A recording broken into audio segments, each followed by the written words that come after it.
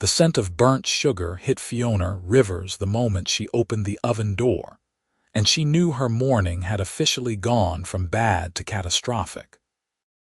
She grabbed the tray of what were supposed to be her signature lavender macarons and dumped them into the trash, fighting back tears that had nothing to do with the acrid smoke filling her kitchen. 3 months behind on rent, equipment falling apart. And now she was wasting ingredients she could barely afford to replace. The bakery had been her dream for 5 years, ever since she walked away from everything she thought she wanted. Ever since she left Owen Bradford standing at the altar in front of 200 guests, his face a mixture of confusion and devastation that still haunted her nightmares. She had been 23 then, young and terrified of marrying someone just because it seemed like the logical next step. Owen had been her college sweetheart, steady and reliable, planning their future with spreadsheets and 5-year projections.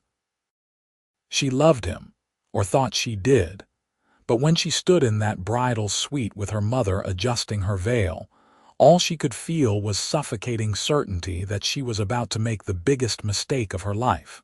So she ran. Left the dress, left the life, left the man who had never been anything but good to her. She moved across the country from Boston to Portland, changed her number, and poured every ounce of her energy into learning pastry arts.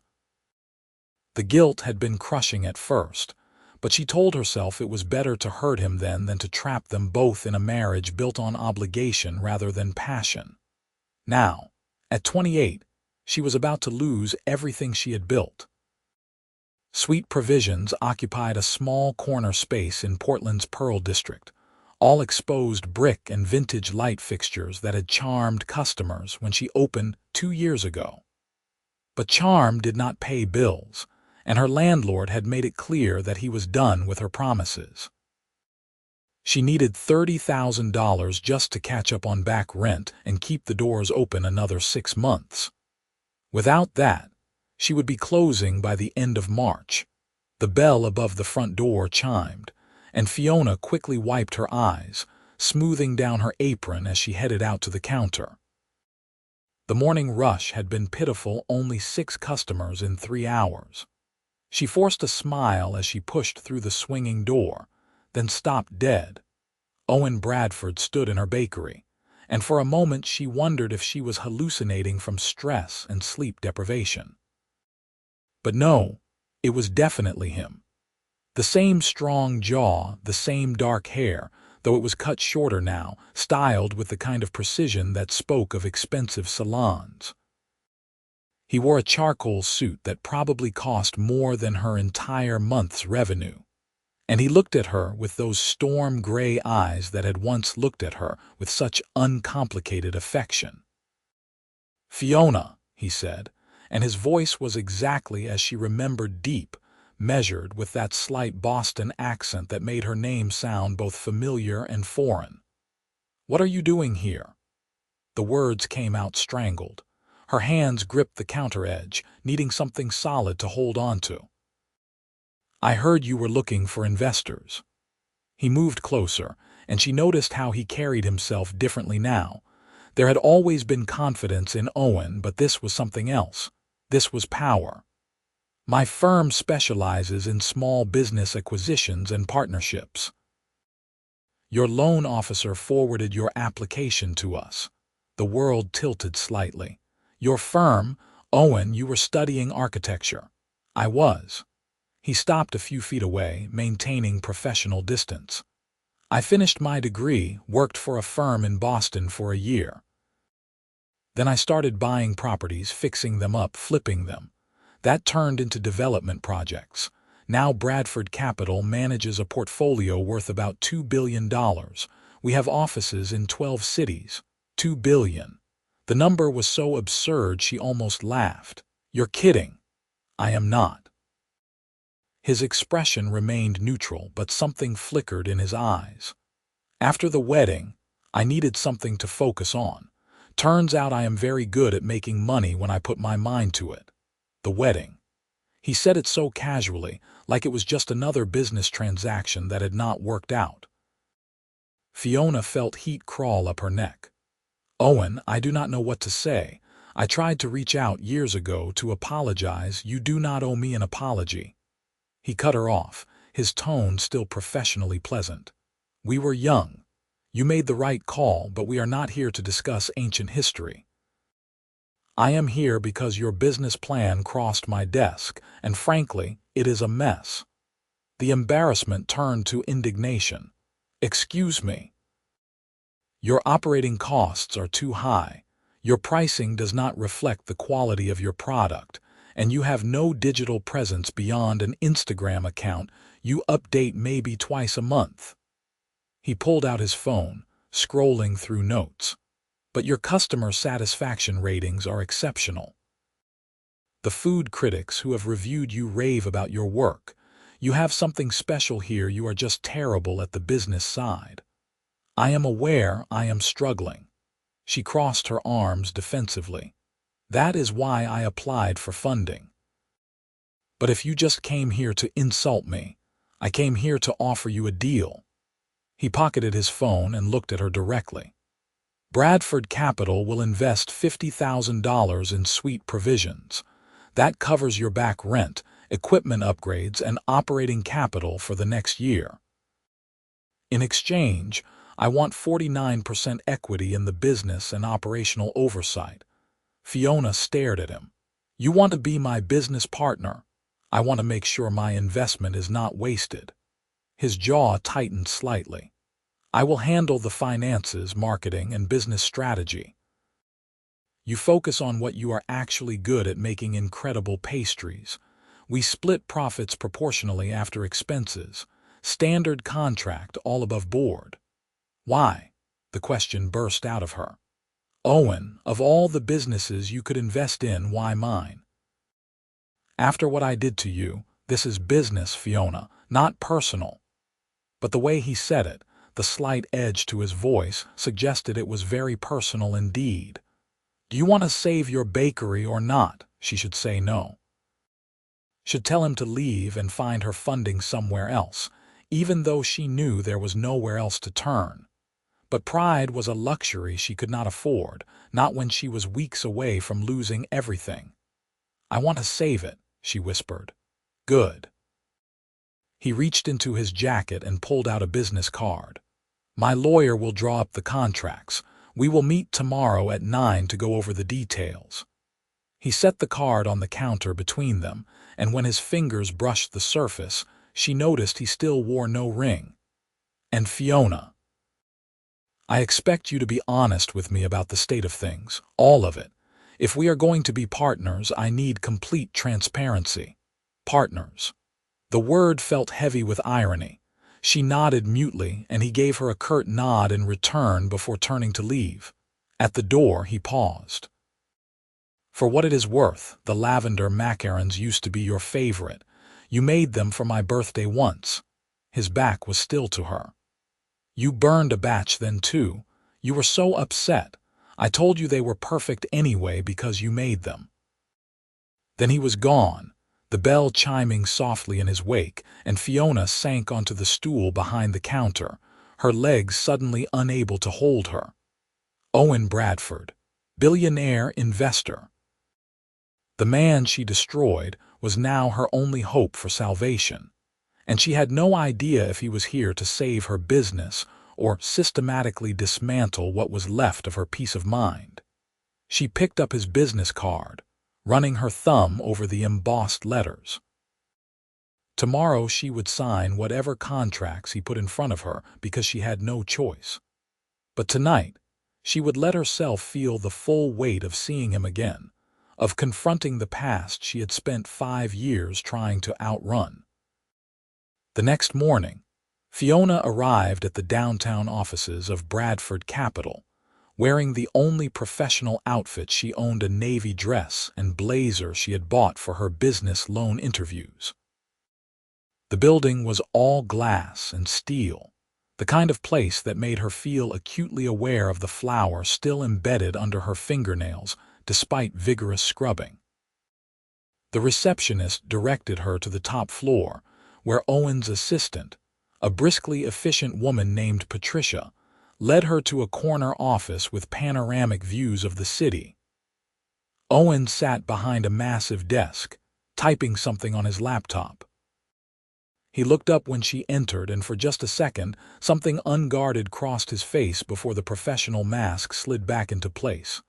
"Fiona, right on time." He gestured to the chair across from him. "Coffee?" "No, thank you," she sat, keeping her purse clutched in her lap like a shield. He slid a thick folder across the desk. "The contract. Take your time reading it. My lawyer is available by phone if you have questions." She opened the folder, but the legal jargon swam before her eyes. She forced herself to focus, reading through the terms carefully. It was exactly as he described: $50,000 investment, 49% equity, operational oversight. But there was an additional clause that made her look up sharply. What does this mean? Mandatory consultation on all major business decisions. It means you do not make any significant changes without running them by me first. He leaned back in his chair. New menu items, equipment purchases over $500, staffing decisions. I need to approve them. That is a lot of control for a minority stakeholder. It is protection for my investment. You have driven this business into the ground once already. His bluntness stung. I am not letting it happen again. She bit back a defensive retort. He was right after all. Fine. What else? I will be working on site 3 days a week for the first month. I need to assess operations, understand your workflow, identify inefficiencies. On site, at the bakery. Is that a problem? It was an enormous problem. Having him in her space, watching her work, his presence a constant reminder of her worst moment, it sounded like exquisite torture. But she could not say that. No, no problem. They went through the rest of the contract in detail. He was thorough and patient, explaining anything she questioned, and she had to admit the terms were fair. More than fair, actually. He could have demanded majority control, but he was leaving her with the final say on everything. The cynic in her wondered why. I will sign, she finally said. But Owen, I need to know something first. Why are you really doing this? He was quiet for a long moment, his fingers drumming against the desk. Do you remember what you said to me? In the note you left. She had written it in shaking handwriting on hotel stationery, left it with her maid of honor to give to him. She remembered every word. I said I was sorry. That you deserved someone who was sure. You said I deserved someone who loved me enough to stay. He looked directly at her now, and there was something raw in his gaze. It took me a long time to stop being angry about that, to understand that you were right. But it made me realize something. I had been so focused on building the life I thought I was supposed to have that I never stopped to figure out what I actually wanted. And what did you want? To prove I could succeed without the plan, without the safety net. He smiled, but it did not reach his eyes. Turns out heartbreak is excellent motivation. I threw myself into work, took risks I never would have taken otherwise. Built something I am actually proud of. So this is closure, she tried to understand. Helping me is some kind of final chapter. Maybe. He pushed a pen across the desk to her. Or maybe I just want to see if the woman who walked away from me because she needed to chase her dreams actually has what it takes to make them work. It was a challenge, clear as day. She picked up the pen, signed her name on 3 separate pages where he had marked, and pushed the folder back to him. Guess you are about to find out. Something that might have been approval flickered across his face. I will have the initial funds transferred to your business account by end of day. I will be at the bakery Monday morning at 6. Be ready to work. She left the office feeling like she had just signed a deal with the devil, except the devil wore Tom Ford suits and remembered her favorite pastries. She spent the weekend in a panic. deep cleaning the bakery, organizing her disaster of a filing system, and trying not to think about what it would be like to see Owen every day. Monday morning arrived too quickly. She was pulling fresh croissants from the oven when she heard his key in the lock. Apparently he had already had one made, and then he was there, in jeans and a black Henley that showed off the fact that he had apparently spent the last 5 years not just making money but also working out. Morning. He set a leather messenger bag on one of the cafe tables. Show me your process. Everything, start to finish. For the next 3 hours, she walked him through her day. The dough she had started at 4 in the morning, the careful temperature monitoring for tempering chocolate, the precise timing for her cream puffs. He took notes on an iPad, asked pointed questions about ingredient costs and yield percentages, and generally made her more nervous than she had been at pastry school finals. You are making 6 different types of bread, he observed, watching her shape baguettes. How many of each do you actually sell? It varies. The sourdough always sells out. The olive focaccia maybe half. So why make 6 types? Why not focus on what actually moves? Because variety is important. Customers like having options. Customers like consistency. They want to know that when they come in, their favorite thing will be available. He made another note. We are cutting down to 4 types. Sourdough, a wheat blend, one specialty that rotates weekly, and whatever sandwich bread you use for lunch service. I do not do lunch service. He looked up. Why not? I do not have the staff. It is just me and one part-time assistant. That is another problem. You are trying to do everything yourself, which means you are doing nothing particularly well. He set down the iPad. We are hiring 2 more people. A baker to handle the morning prep so you can focus on the specialty items, and a front-of-house person to manage sales and basic customer service. I cannot afford that. You can now. It is in the budget I am building. He pulled up a spreadsheet on his tablet, showing her a breakdown of projected costs and revenue. If we streamline the menu, improve efficiency, and add lunch service, we can increase revenue by 40% in 3 months. She stared at the numbers. It looked impossibly optimistic. You really think that is achievable?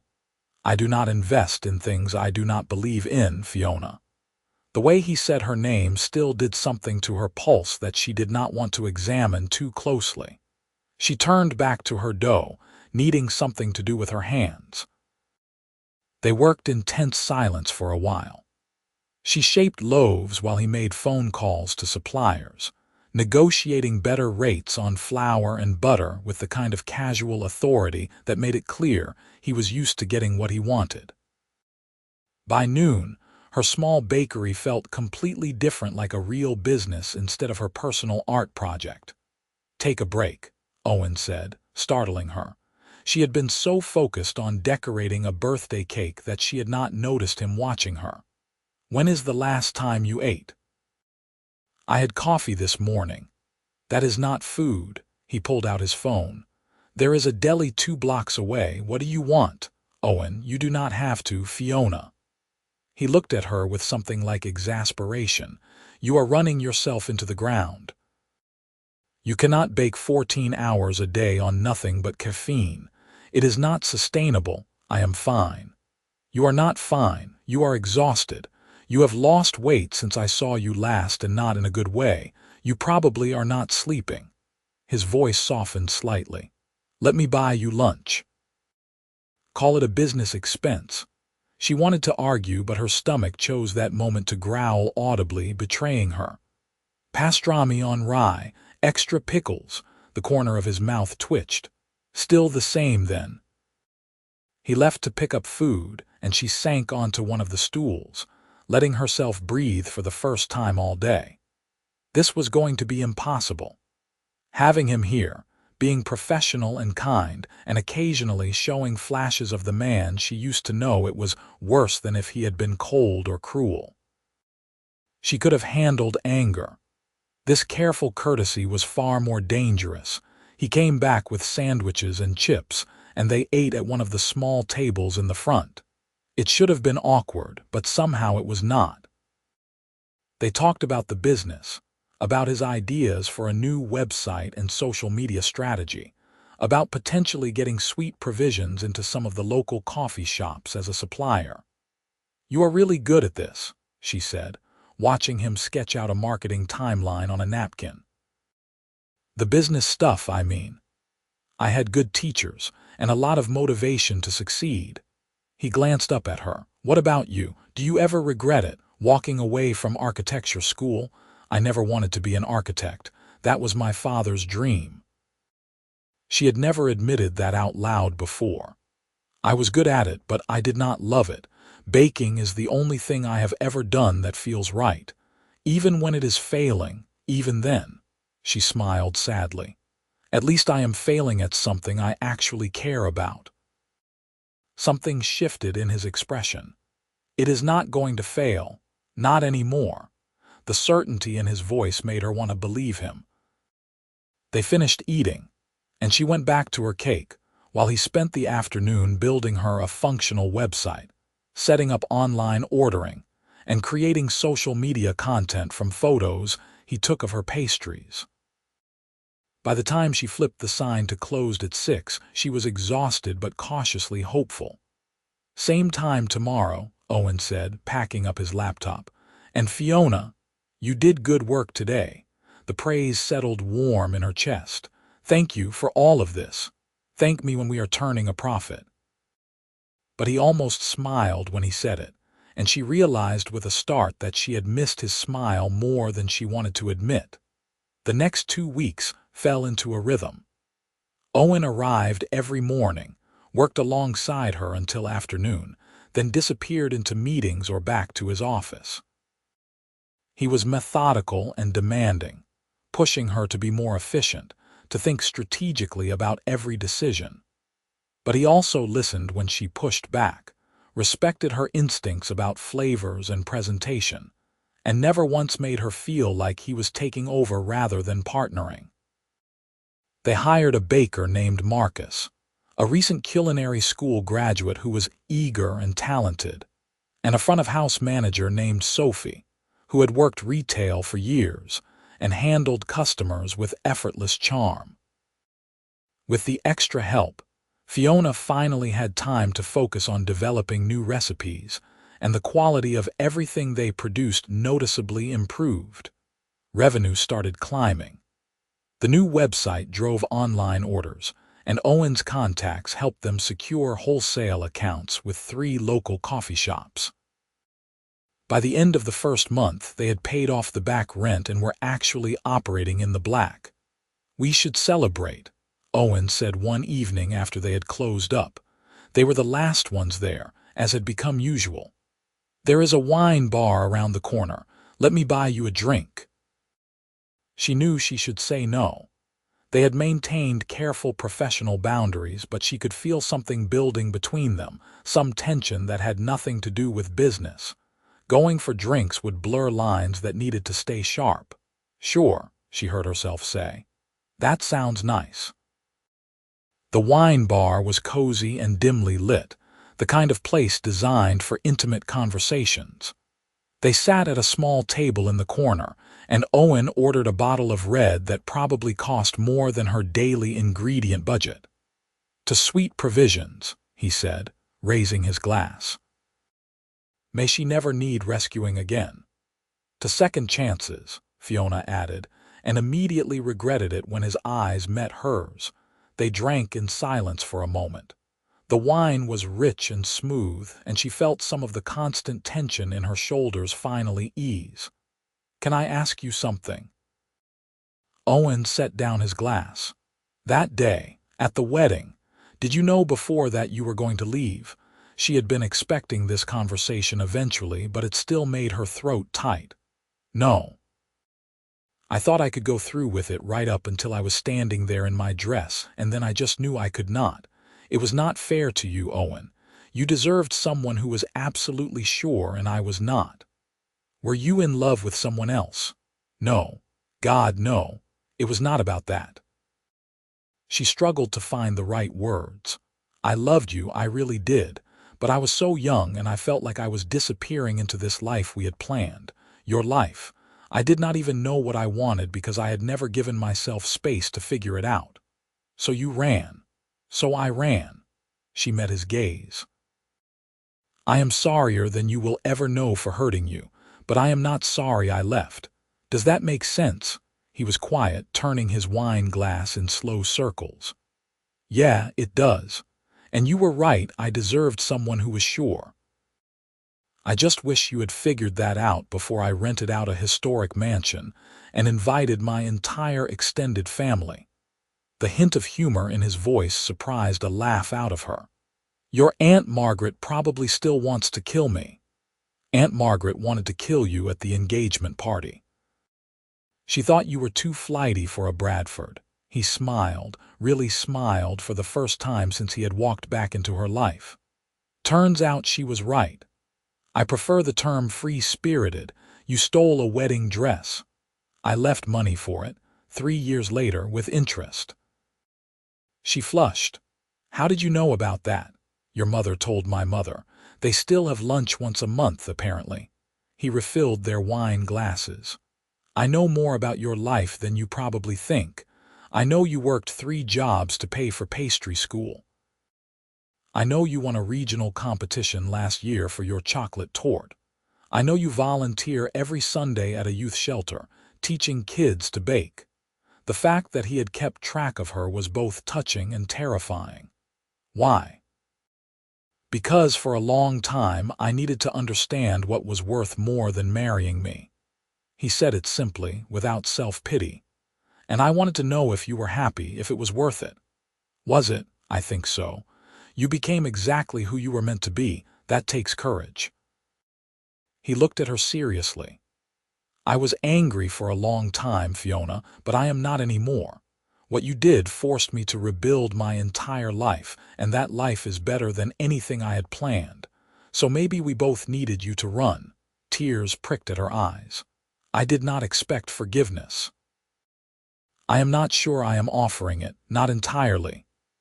He reached across the table, his hand stopping just short of hers. But I am willing to move forward, business partners. Maybe friends eventually, if you can handle that.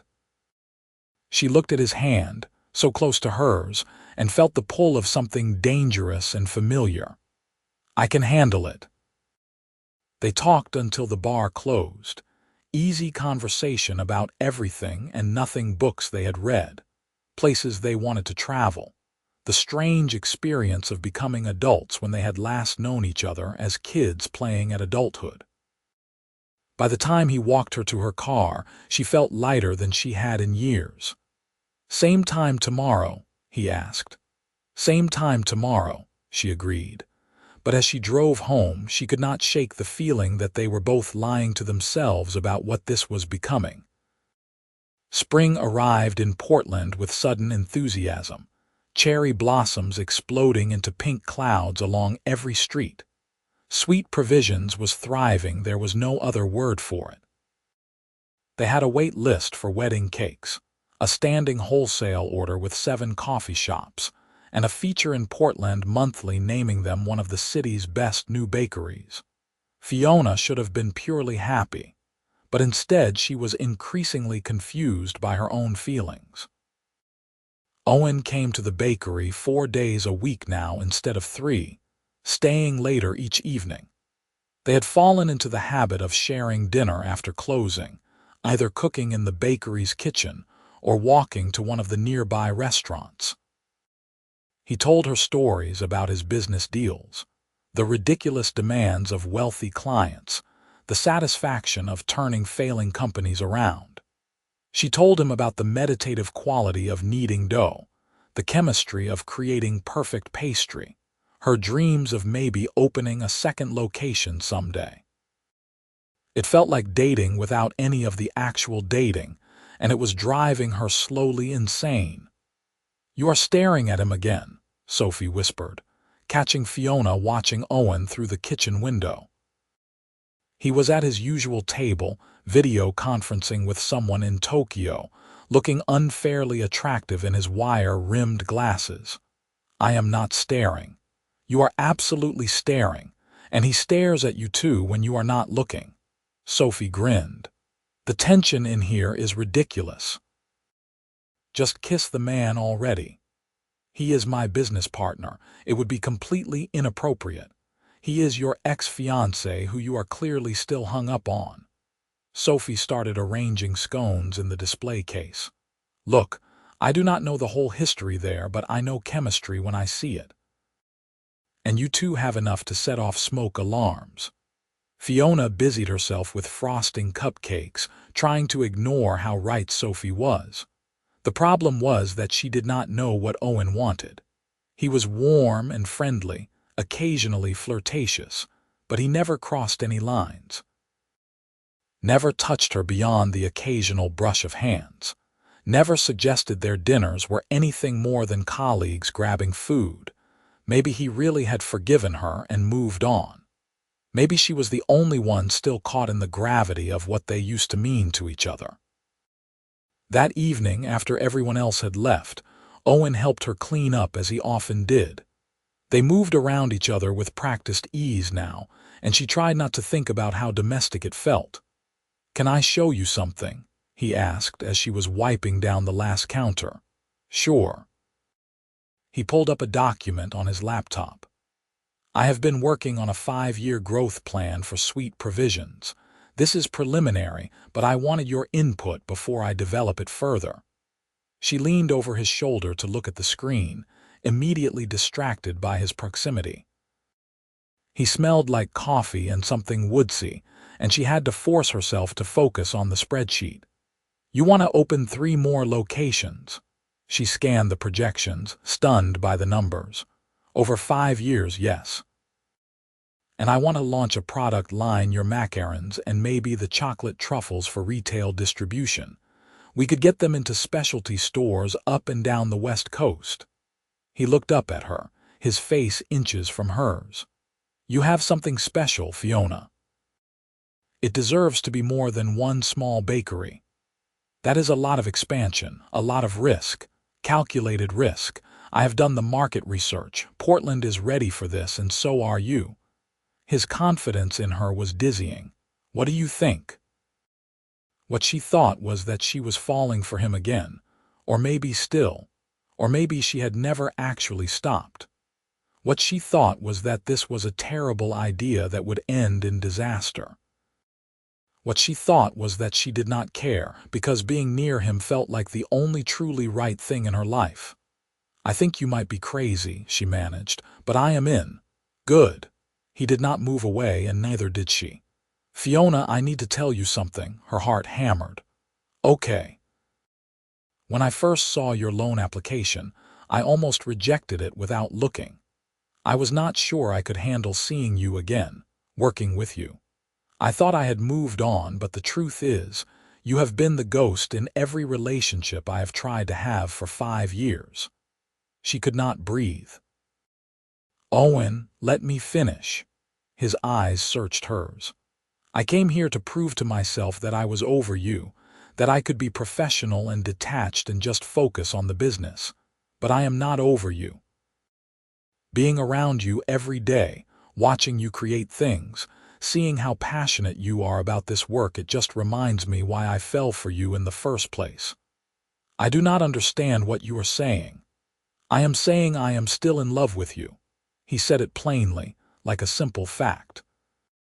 "I probably never stopped, and I know that is complicated and probably incredibly stupid given our history, but I am tired of pretending I am just here for the business." She should step back, should remind him of all the reasons this was a bad idea. Instead, she closed the distance between them and kissed him. He made a sound of surprise, then his hands came up to frame her face, and he was kissing her back with 5 years of longing. It was nothing like the chaste kisses of their early 20s, careful and tentative. This was hungry and certain, his mouth claiming hers like he had been starving for it, When they finally broke apart, both breathing hard, she rested her forehead against his. "I am probably going to ruin this too," she whispered. "I know. I am terrified." His thumb traced her cheekbone. "But I would rather take the risk than spend the rest of my life wondering what if. I am in love with you too. I think I might have been the whole time, underneath all the guilt and running away." She pulled back to look at him properly. "But Owen, I am serious. I am probably going to mess this up. I am good at running when things get scary. Then I will just have to make sure you have reasons to stay." He kissed her again, softer this time. "We will take it slow, figure it out as we go. No pressure, no 5-year plans, just us seeing where this goes." "That does not sound like you at all." "Yeah, well, you have always made me want to throw out the plan." He smiled against her lips. "That used to terrify me. Now it is kind of exhilarating." They stood there in her bakery, surrounded by the smell of sugar and butter, and Fiona felt something settle in her chest. This was right. Terrifying and complicated, but right. "Take me home," she said. His apartment was everything she expected: a downtown loft with floor-to-ceiling windows, minimalist furniture, expensive art on the walls. It should have felt cold, but it was undeniably Owen, all clean lines and careful order. They barely made it through the door before they were kissing again, 5 years of separation and longing pouring into every touch. He was careful with her, his hands asking permission with every movement, and she realized he was still afraid she would bolt, still waiting for her to run. "I am here," she whispered against his mouth. "I am staying." Something released in him then, and he swept her up, carrying her to his bedroom. They made love with the city lights sprawled below them, relearning each other's bodies, finding new ways they fit together. He was different than she remembered, more confident, more demanding, and she discovered she loved this version of him even more than the boy she had left behind. Afterward, wrapped in his sheets with his arm around her, she traced the line of his jaw. "I am sorry," she said quietly. "For leaving the way I did, for hurting you. I know." He caught her hand, pressing a kiss to her palm. "And I forgive you completely, no reservations. Just like that, just like that." He pulled her closer. "What you did gave us both the chance to become who we needed to be. I hated it at the time, but I understand now. We were not ready then. Maybe we are now." She wanted to believe that, wanted to believe they could have a second chance without the weight of their past crushing it. "What happens tomorrow, with the business, nothing changes. We are still partners. We will just have to be careful about keeping personal and professional separate." He yawned. "And I will have to update the contract to include a clause about what happens if we break up. That is incredibly unromantic. That is good business." But he was smiling. "Go to sleep, Fiona. We can figure out the details later." She drifted off in his arms, feeling safe in a way she had not in years. The next few months were a blur of long work days and stolen private moments. They told Marcus and Sophie about their relationship, swearing them to secrecy for now, not ready for the public scrutiny that would come with their story getting out. Owen continued his consulting work with other businesses, but Sweet Provisions remained his primary focus, and they spent nearly every day together. It was intense and wonderful and occasionally overwhelming. They had their first fight about her tendency to work too late without eating, his frustration at her disorganization, boiling over into a lecture that ended with her snapping at him to stop trying to control her. They did not speak for a day, working in cold silence until he finally cornered her in the kitchen and apologized. "I am not trying to control you," he said, his voice tight with frustration and something that looked like fear. "I am trying to take care of you. There is a difference. I do not need taking care of. Everyone needs taking care of sometimes. You are just terrible at letting anyone do it." He stepped closer. "I am scared, okay? I am scared you are going to work yourself to death or decide this is too hard and disappear in the middle of the night. So yes, I push too hard sometimes, but it is because I love you and I am terrified of losing you again. The raw honesty in his voice cracked something open in her chest. I am not going anywhere, but you have to trust me to know my own limits. I am trying. He reached for her hand. Meet me halfway. Let me worry about you a little, and I will try to back off on the controlling stuff. They compromised as they learned to do on everything. She agreed to take at least one full day off per week, and he agreed to stop reorganizing her kitchen without asking. It was messy and imperfect, but it worked. By summer, Sweet Provisions was doing well enough that they started seriously planning the second location. Owen found a space in a trendy neighborhood across town, and Fiona spent weeks perfecting the menu and design concept. They hired more staff, built systems that could scale, and somehow, impossibly, it all started to come together. On a warm July evening, Owen took her to dinner at a rooftop restaurant overlooking the city. They had been officially together for 5 months, and she had never been happier or more terrified.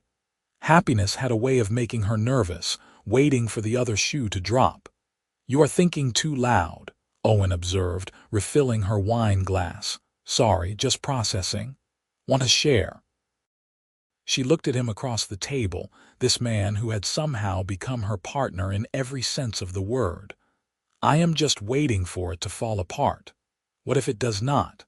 Everything falls apart eventually. That is a bleak worldview." He reached across the table, lacing his fingers through hers. "What if we are the exception? What if we actually get our happy ending this time? I want to believe that." "Then believe it." He squeezed her hand. "I am not going anywhere, Fiona.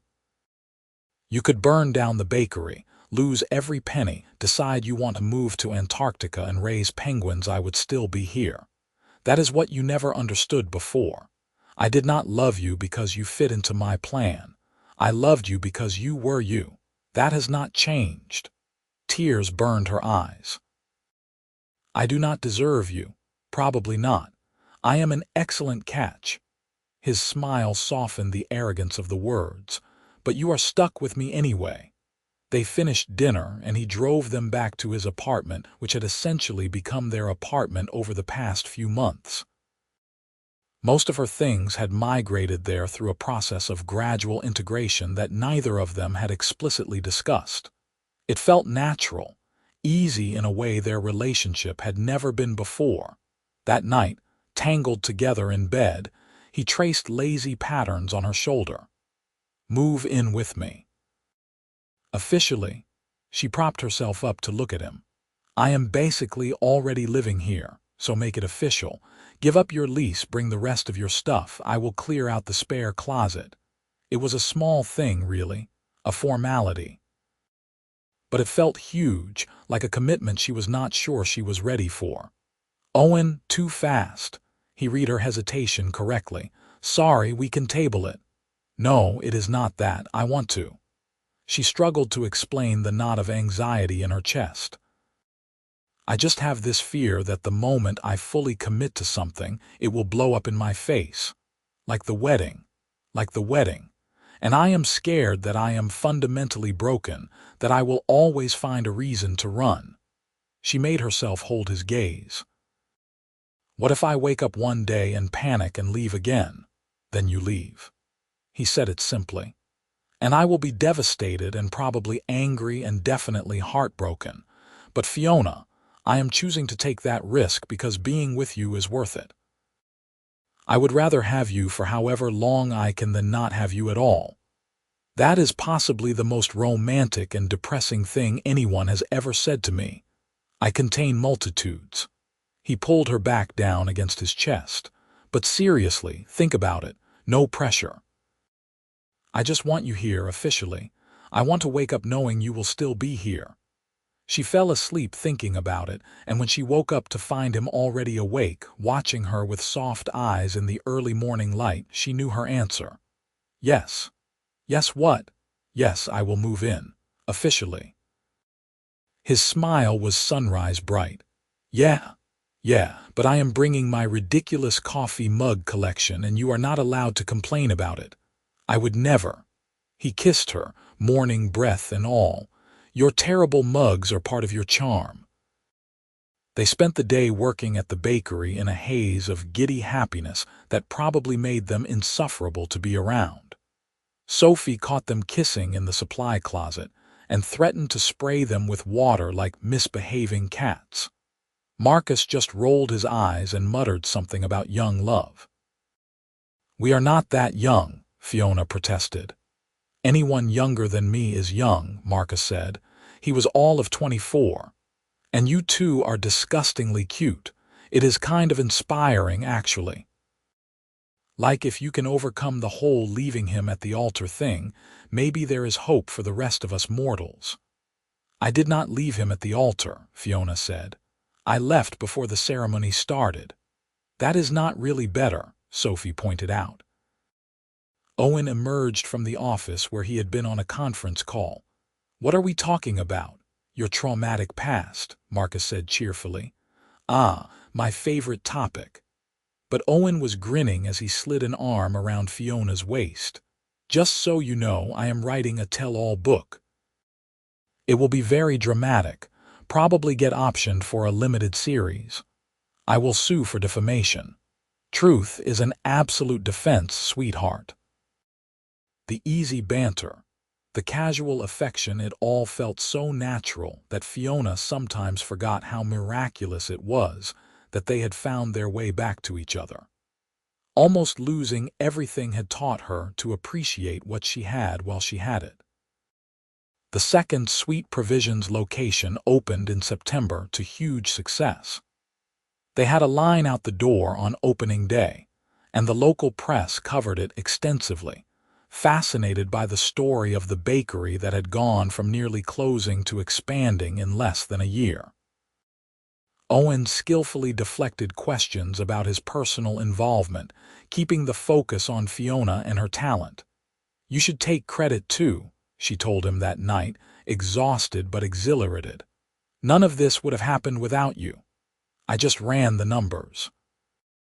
You are the one who makes magic out of flour and sugar." He pulled her onto the couch and she curled against him gratefully. "But I will admit, it is satisfying to see it all come together. We make a good team, the best." He kissed the top of her head. "I have something for you, by the way. Please do not tell me you bought me another expensive piece of kitchen equipment." "Better." He shifted so he could see her face. "I sold my majority stake in Bradford Capital." She sat up straight. "What? Why?" "Because I want to focus on this. On us, on the bakery, on building something together rather than constantly splitting my attention between 50 different projects." He looked nervous, she realized. "I kept some investments, obviously. We are not going to be eating ramen in the dark, but I am not a billionaire anymore. Just a millionaire. Is that okay?" She started laughing, borderline hysterical. "Are you seriously asking me if I am okay with you only being a millionaire?" I wanted to make sure. "I know the billionaire thing was impressive." "Owen." She framed his face in her hands. "I fell in love with a broke architecture student. The money was never the point. You are the point." Relief flooded his expression. "Good, because I also bought a building. For the third location, and possibly our house if you want. It is in the Pearl District, walking distance from the original bakery. Brick building built in 1920, beautiful bones. The ground floor is commercial space. Upper floors are residential." He pulled up photos on his phone. "We could live and work in the same neighborhood, really put down roots here." She looked at the pictures, exposed beams, original hardwood floors, huge windows flooding the space with light. It was perfect. "This is really what you want, to build a life here with me." "This is what I have always wanted. The location is just different than I originally planned." His thumb traced her jaw. "Marry me." The words hung in the air between them. She stared at him, her heart hammering so loud she was sure he could hear it. "That was not a question," she managed. "Okay, will you marry me?" He pulled a small box from his pocket, flipping it open to reveal a simple diamond solitaire. "Before you panic, this is not the same ring from before, and I am not expecting an answer right now. I just want you to know that I am all in, Fiona, completely, whenever you are ready." She looked at the ring, then at him, then back at the ring. The panic she expected did not come. Instead, there was a strange calm, a certainty that settled into her bones. "Yes," he blinked. "Yes, yes, I will marry you." She held out her hand and it was steady. "I am ready. I am not scared anymore." "Are you sure? Because we can wait. I do not want you to feel pressured." She kissed him to shut him up, then pulled back just enough to speak. "I am sure. I spent 5 years running from everything because I was terrified of making the wrong choice." "But you are not the wrong choice, Owen. You never were.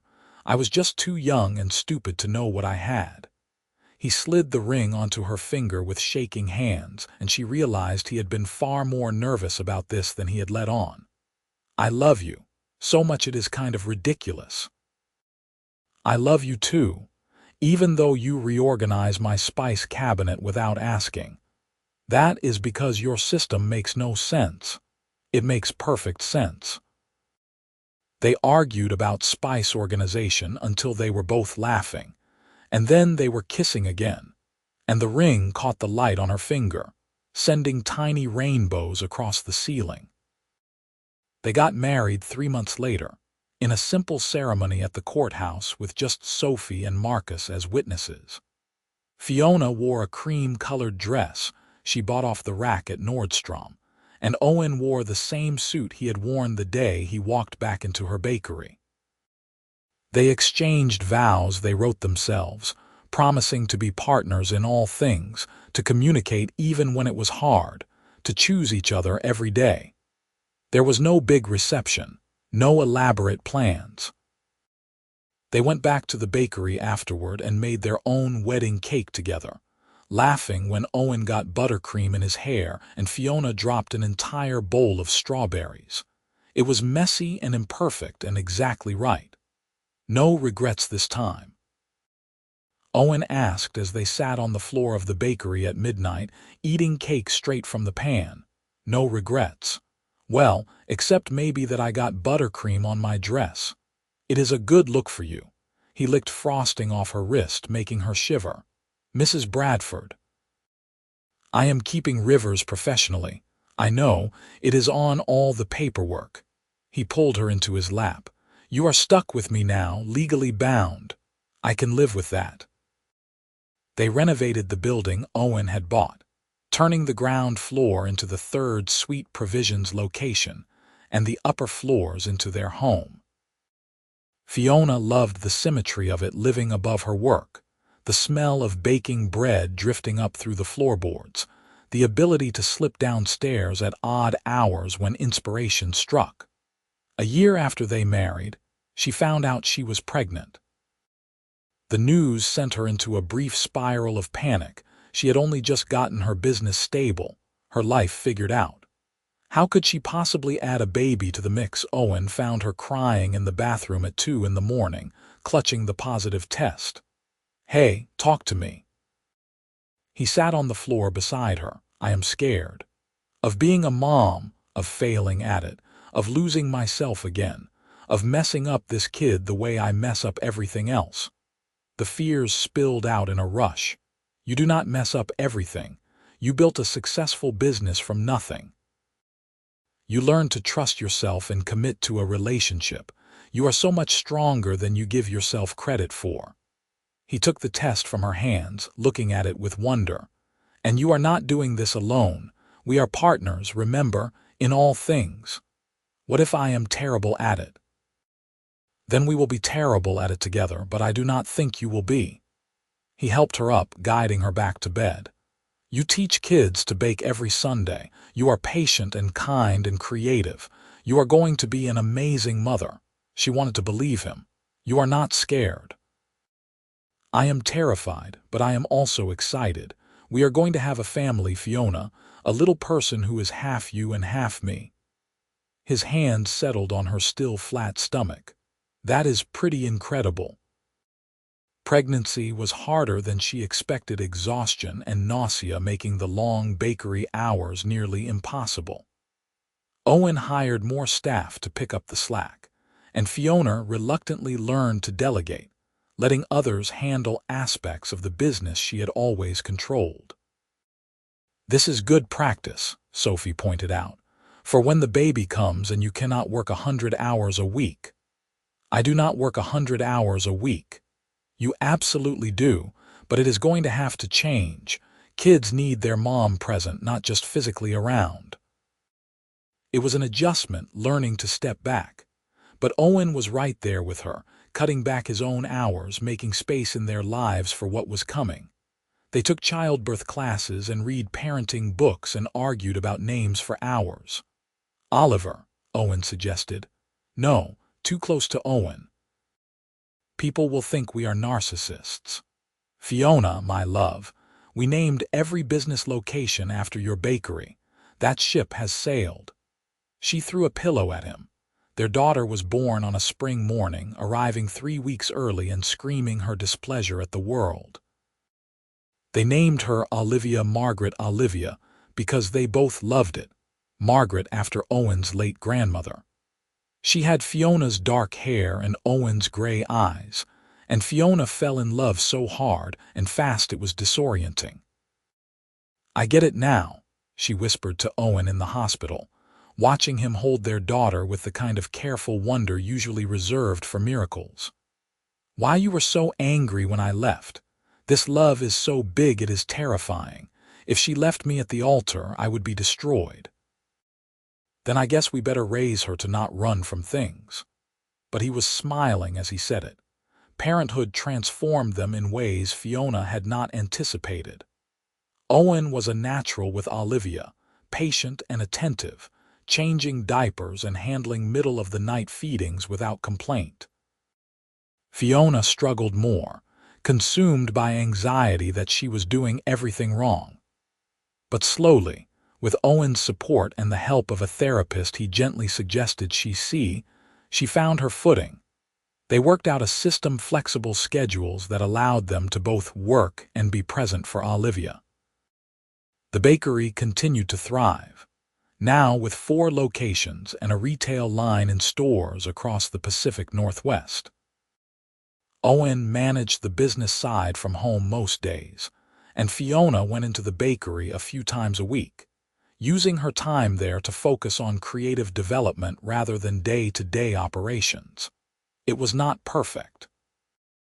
They had fights about division of labor and whose career took priority on any given week.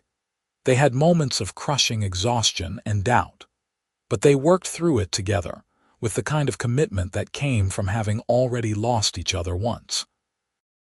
On their 5th anniversary, Owen planned a weekend away, just the two of them, while Fiona's mother watched Olivia. They went to the coast, staying at a small bed and breakfast with views of the ocean. 5 years, Fiona said, watching the sunset from their balcony. "Has it been what you expected?" "Better, harder in some ways, but better overall."